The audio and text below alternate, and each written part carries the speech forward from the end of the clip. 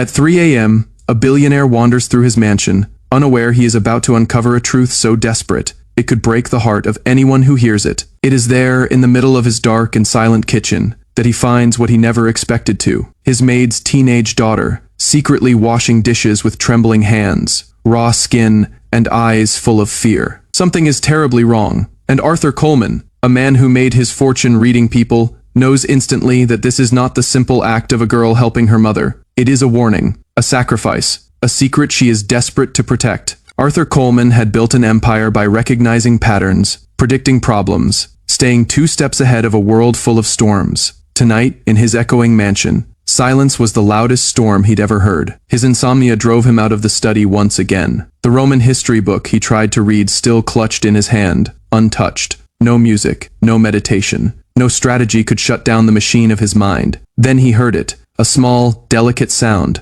a faint clink of glass on stone, not dangerous, not alarming, but out of place, in a fortress protected by airtight security. Any unexpected noise was significant. He followed the sound down the marble hallway, his slippers whisper, silent against the runner, and descended the grand staircase. It came from the main kitchen. The only real light in the room came from the warm yellow glow above the industrial stove, a cavern meant for catering lavish parties, full of stainless steel and polished wood. It felt strangely hollow, and in the middle of it, dwarfed by the vast counters, stood a girl, hunched over the deep steel sink, scrubbing dishes as if her life depended on it. Arthur cleared his throat. She gasped. The wine glass she was washing slipped from her hands, and she lunged to catch it. The knuckles turned white with the effort. Her wide, terrified eyes told him something far bigger than surprise. "Mr. Coleman," she whispered. He didn't recognize her at once. Staff rarely crossed his path. George, his chief of staff, handled almost everything. But then she introduced herself, Claire Miller, Helen's daughter. Helen, his housekeeper of 5 years, dependable, quiet, never failing. Arthur flicked on the main lights, and it was painfully apparent. The girl had a haggard look on her face. She was 17 years old, blonde hair tied behind her in a frayed ponytail, face pale and hollow. Dark circles carved under her eyes, hands raw and red from all the scrubbing. "What are you doing here at this hour?" he asked softly. "Where is your mother?" "She is sick," Claire answered too quickly. "A bad cold. She felt terrible about leaving the dishes from your party. I told her I'd handle it." The lie was evident. Arthur's eyes wandered to the heap of dishes, plates, pans, platters, glasses from 30 guests. A job for a small team, not a girl who should be asleep before school. "A cold?" he repeated. Claire's defenses went up in an instant. "She didn't send me. She doesn't know I am here. I have a key. I just didn't want her to worry." It was brave, it was sweet, and it was a lie. "You should be sleeping," he said softly. "You have school tomorrow." Her flinch was small, but Arthur saw it. He'd spent decades reading micro-reactions in boardrooms around the world. This wasn't a flinch of guilt, it was a flinch of pain. She turned back to the sink, as if dismissing him. But Arthur stayed. He noticed her backpack slumped against the door, old and faded, zipped to a near-bursting seam. Hanging from it was an honor cord in bright blue and gold. Valedictorians used those, and tucked into the side pocket was a shot of a young couple, a woman and a man in an army uniform. The pieces didn't fit. A valedictorian, a 3 a.m. dishwasher, a lie, exhaustion, a mother who was sick. Patterns breaking everywhere. "Leave the dishes," said Arthur. Claire froze. "Go home. I'll handle your mother." She hesitated, her shoulders dropping, not in relief, but in defeat, as if she'd failed at something critical. "Yes, sir," she whispered. She took off the heavy apron, reached for her backpack, and slid out into the pre-dawn darkness. Arthur was left standing alone in the silent kitchen, the questions echoing louder than the clock. A valedictorian washing dishes at 3 a.m., a mother who wasn't answering calls.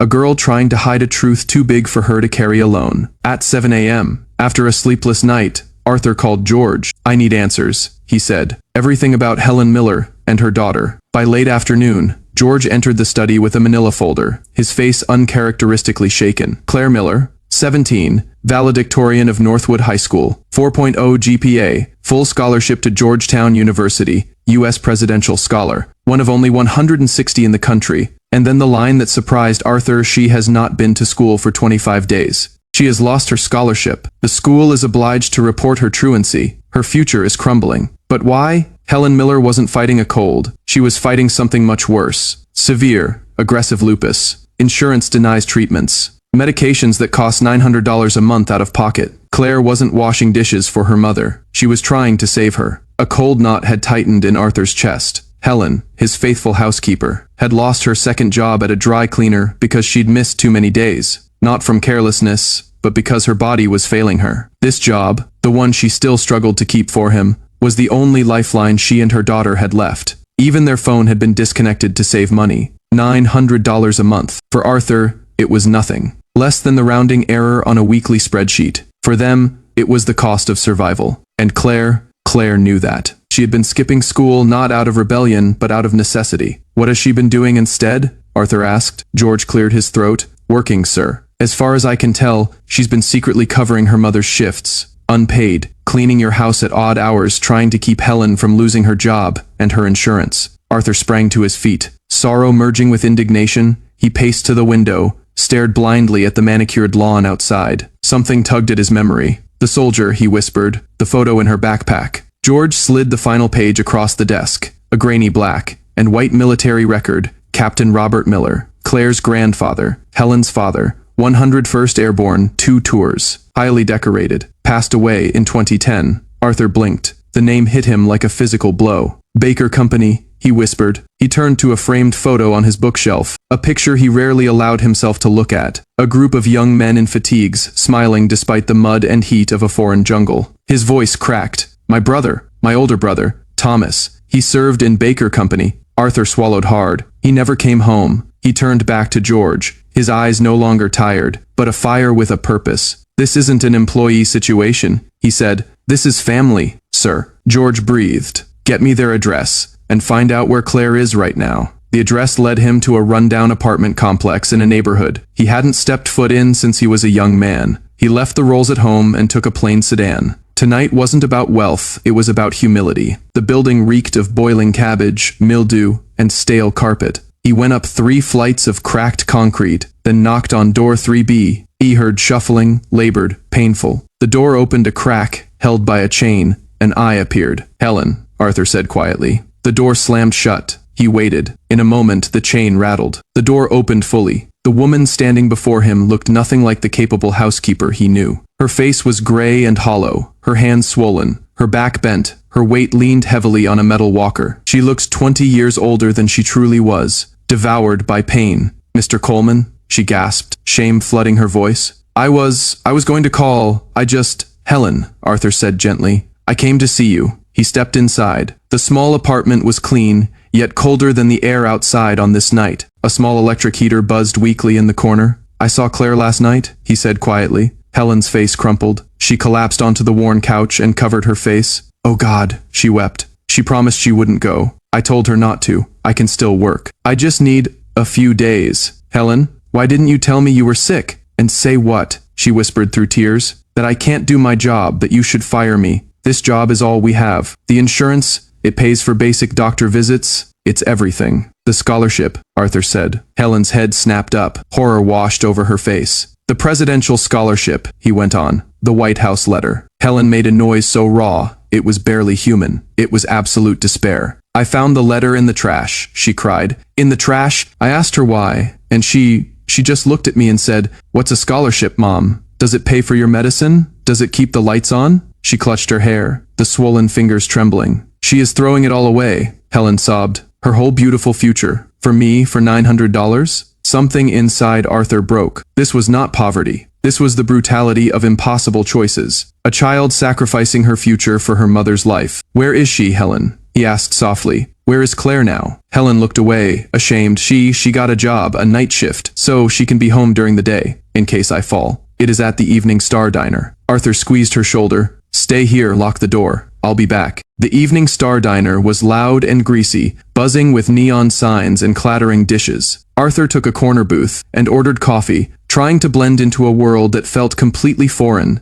and then he saw her. Claire moved between tables, with a heavy tray balanced on one arm, her blonde hair tucked beneath a diner hat. Her oversized uniform bore the name, Patty. She didn't smile. She didn't speak, unless spoken to. She simply worked, silently, tirelessly, like a machine running out of power. As she lifted a heavy tub of dishes, Arthur saw her arm tremble. He saw the manager, a short, red-faced man, barking orders at her. She nodded and obeyed, hollow-eyed. 20 minutes later, she worked her way to the booth beside Arthur, cleaning the plates with shaking hands. Claire, he remarked softly. Her body froze in an instant, plates rattling in her hands. She slowly turned around. Recognition hit her like a blow. The tray slipped from her hands. Crash! The diner fell silent. Shattered glass glittered on the floor. Food splattered across the tiles. "Miller!" the manager shouted. "That's coming out of your pay." Claire didn't defend herself. She just knelt, gathering shards with her bare hands, already raw from the night before. Arthur rose.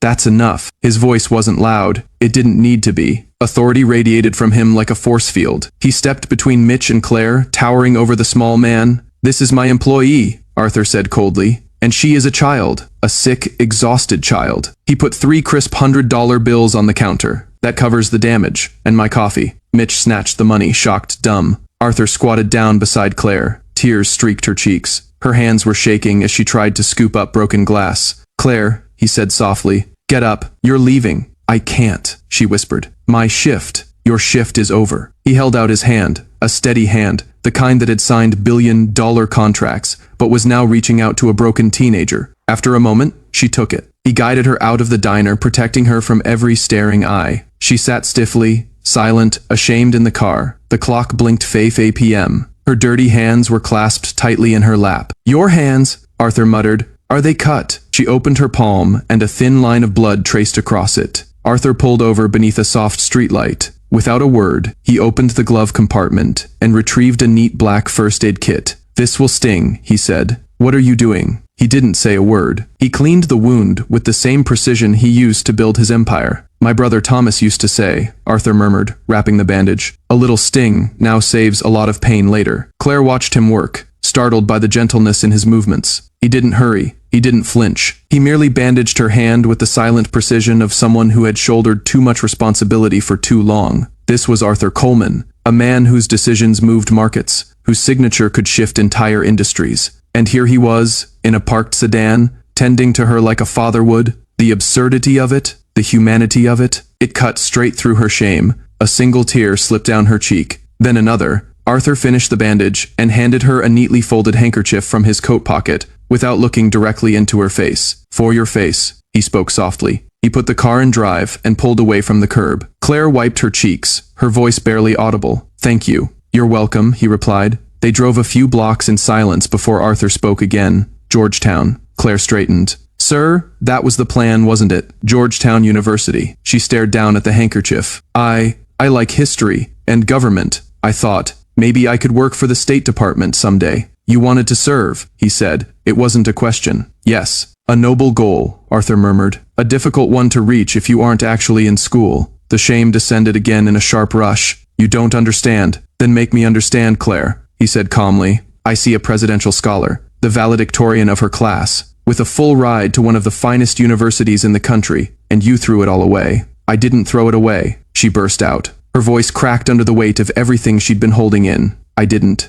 What choice did I have?" The words spilled over, days and weeks and months worth of pressure releasing all at once. She was sobbing openly, her voice shaking so hard she could barely speak. "I came home from school that day. I got the letter, the one from the White House. I was so happy, ran inside, and Mom was on the floor. She couldn't get up. She couldn't even cry from the pain." Arthur gripped the steering wheel, his knuckles going white. "The doctor said lupus," Claire whispered. "Her medicine wasn't working. She needed new treatment, new pills, and insurance wouldn't pay. It's $900 a month, just for the medication. That's not even counting anything else." She sniffed hard. "She lost her other job. That means your house. It is all we had left. I watched her try to scrub your floors, Mr. Coleman," she cried because her hands hurt so much. Claire's voice dropped to a broken whisper. "So I threw the scholarship letter away. I phoned the school, said I wasn't coming back. I took Mom's phone, blocked the principal's number. I had to, or they'd call her, and she'd panic and break more." Arthur listened in silence.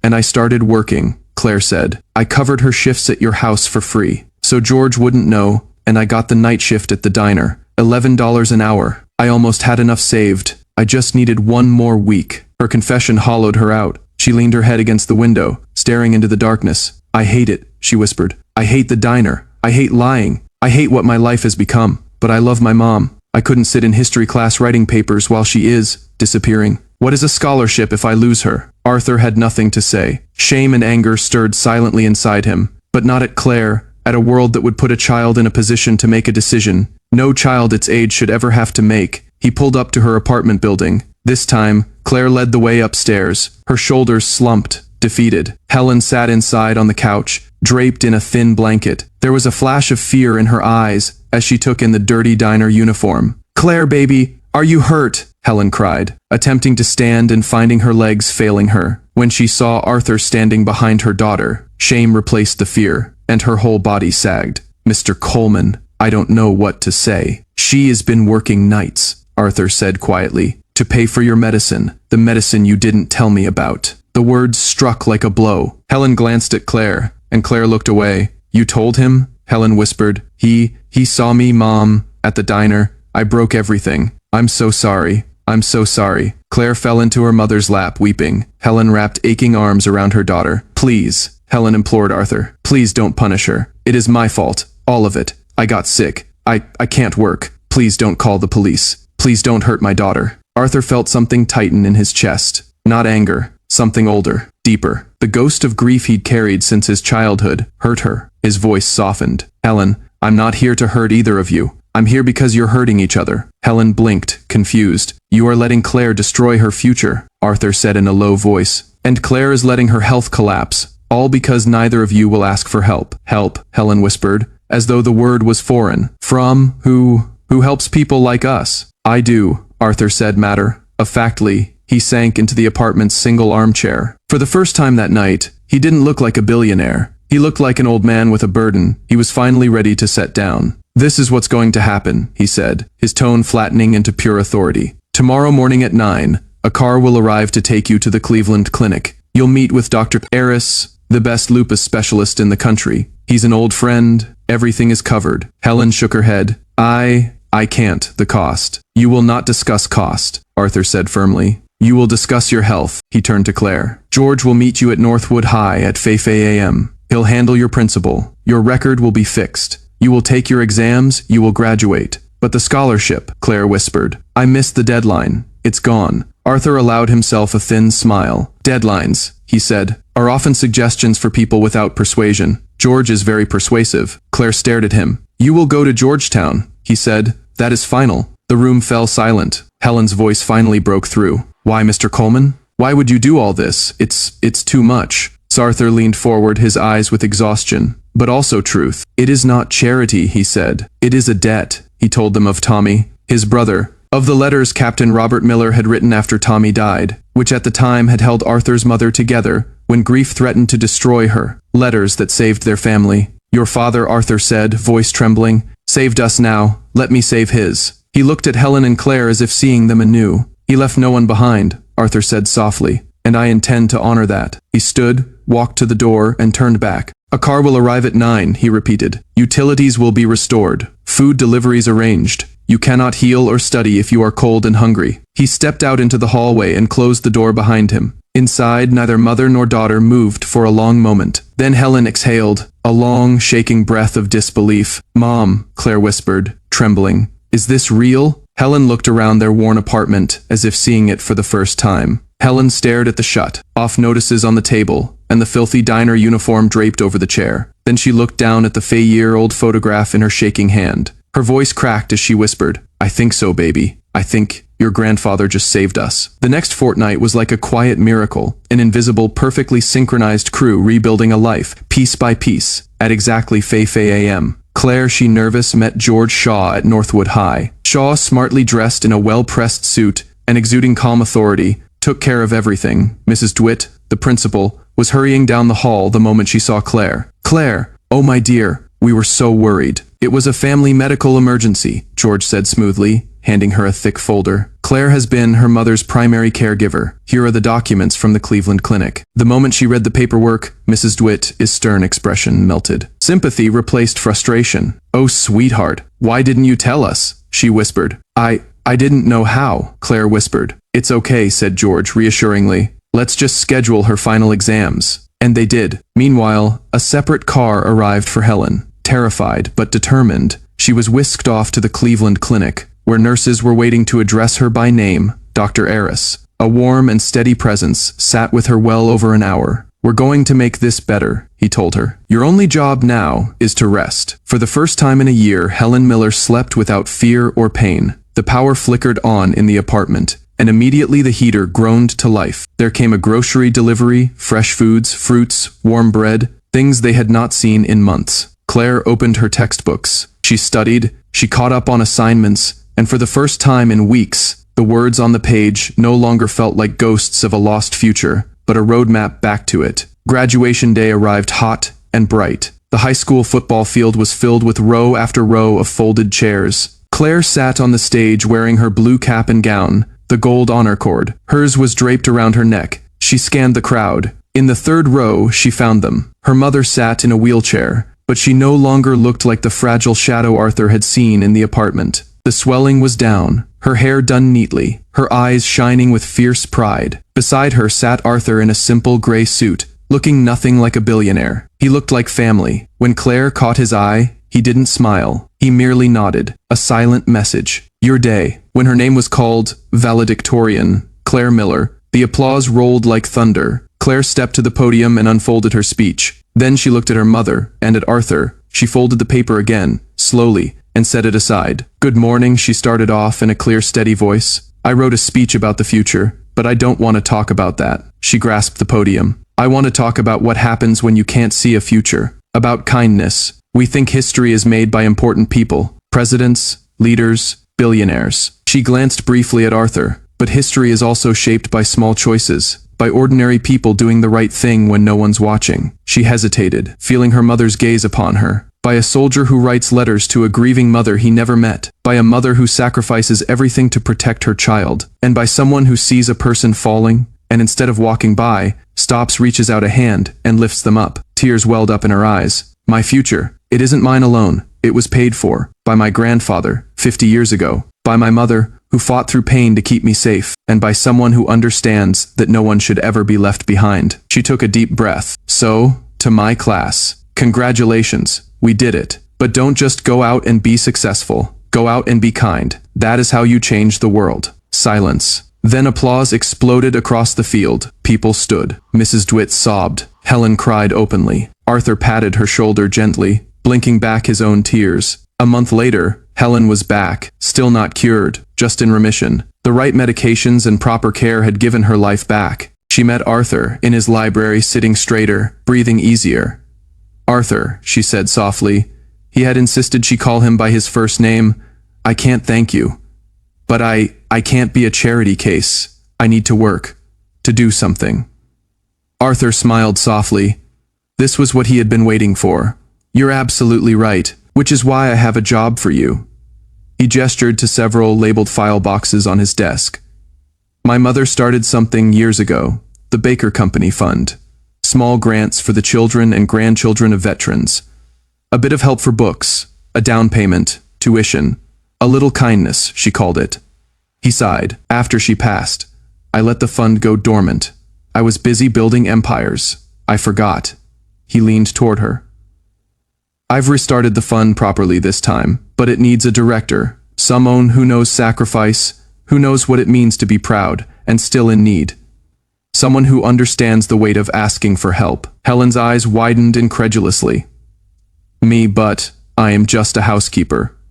You're a veteran's daughter and the most qualified person for this job. Helen saw the boxes through a haze of emotion. This wasn't charity, it was purpose. Yes, she said softly. I'd be honored. Summer passed. One cool August morning finally arrived. Claire stood, with her luggage, outside her new bright apartment, ready for Georgetown. Beside her was Helen, much healthier and stronger. Now Arthur pulled up and stepped out. All set? He asked. All set. Claire grinned. He handed her a box. Inside was a sleek new laptop. Arthur, this is too much. Nonsense. Then he handed her a flat envelope. She opened it. Inside was the photograph. The young men in the jungle, her grandfather, and his brother. This is yours, she whispered. From your desk. No, he said softly. The one on my desk was my mother's. This was Tommy's. It was in his wallet when they sent his things home. I think he'd want you to have it, to remind you what you're made of. Claire's eyes welled. She hugged him hard, sincerely. Absolutely, thank you, she whispered. For everything, for seeing me. His voice caught. Go on now. Washington doesn't wait. She hugged her mother for one last time.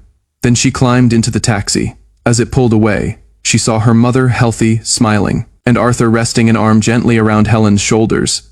Two people from worlds apart, united in rebuilding a future. Arthur watched the taxi until it disappeared. Then he looked up at the clear blue sky. He had spent half a century in search of the means to requite a former obligation. He'd never realized that the debt was supposed to be paid forward, to the future. A strange stillness settled into him. Peace. Maybe tonight, he would finally sleep. And that is where we leave the story, a half-century. Overdue debt finally paid.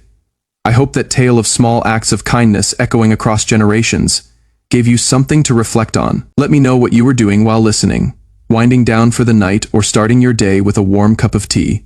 Drop a comment below. I really read every single one. And if you want more stories like this one, liking and subscribing helps more than you know. Thanks for spending your time with me today.